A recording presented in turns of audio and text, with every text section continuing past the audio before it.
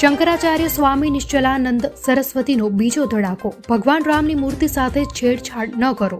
શાસ્ત્રો અને વિધિ વિધાનો અનુસાર પ્રાણ પ્રતિષ્ઠા કરો. ચાઇનીઝ દોરીએ યુવતીનો ભોગ લીધો. નડિયાદના વાણિયાવાડથી ફતેપુરા જવાના રોડ પરનો બનાવ. એક્ટિવા પર જતી યુવતીના ગળામાં આવી ચાઇનીઝ દોરી. વાયબ્રન્ટ ગુજરાતને લીધે પરીક્ષાની તારીખમાં ફેરફાર. ગુજરાત યુનિવર્સિટીની પરીક્ષાની તારીખોમાં ફેરફાર. 9 અને 10મીએ યોજાનાર પરીક્ષા 17 અને 18મીએ યોજાશે. વાયબ્રન્ટ સમિટમાં મહાનુભાવોને પીરસાશે ગુજરાતી વાનગીઓ. તમામ મહેમાનોને પીરસાશે શુદ્ધ શાકાહારી ભોજન. યુએઈના રાષ્ટ્રપતિને પણ ડિનરમાં શુદ્ધ શાકાહારી ભોજન પીરસવામાં આવશે.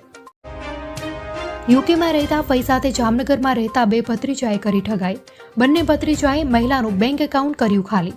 ઉપાડી લીધેલા નાણાંને કેનેડાના બેંક એકાઉન્ટમાં કર્યા ટ્રાન્સફર.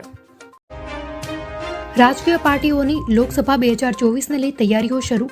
વડાપ્રધાન ભાજપના નેતાઓ સાથે ચૂંટણીલક્ષી બેઠક કરી શકે છે. ભાજપ દ્વારા 26 બેઠકો કબજે કરવાના દ્રઢ નિર્ણય. બેઠકો શરૂ. એસટી નિગમ દ્વારા રાજ્યમાં સૌપ્રથમવાર ઇલેક્ટ્રિક બસ સેવામાં મુકાઈ. મુખ્યમંત્રી ભૂપેન્દ્ર પટેલે ગિફ્ટ સિટીથી ઇલેક્ટ્રિક બસનું લોન્ચિંગ કર્યું. આવી 2 બસોનું વાયબ્રન્ટ સમિટ 2024ના ભાગરૂપે સંચાલન કરાશે. ભરૂચના ચાવજમાંથી લવ જિહાદનો કિસ્સો સામે આવ્યો. સોશિયલ મીડિયા ઉપર નામ બદલીને એકાઉન્ટ બનાવ્યું હતું. આદિલ પટેલ નામના વિધર્મી યુવકે આર્ય પટેલ નામ રાખ્યું હતું. ભાયાવદર શહેરમાં આવેલ સેવાભાવી ગ્રુપ દ્વારા આજે 12મા વર્ષે પણ મકર સંક્રાંતિ પર્વ અગાઉ બનાવી અબોલ જીવો માટે 70 મણ, ગાયો માટે લાડવા બનાવવામાં આવ્યા. અરવલ્લી જિલ્લાના બાયડના ડેમાઈ ખાતે અયોધ્યા કાર સેવામાં ભાગ લેનારા કાર સેવકોનું રામ ભક્તો દ્વારા સન્માન કરવામાં આવ્યું હતું. અયોધ્યા શ્રી રામ જન્મભૂમિ માટે હિન્દુ સમાજ દ્વારા લાંબો સંઘર્ષ કરવો પડ્યો હતો.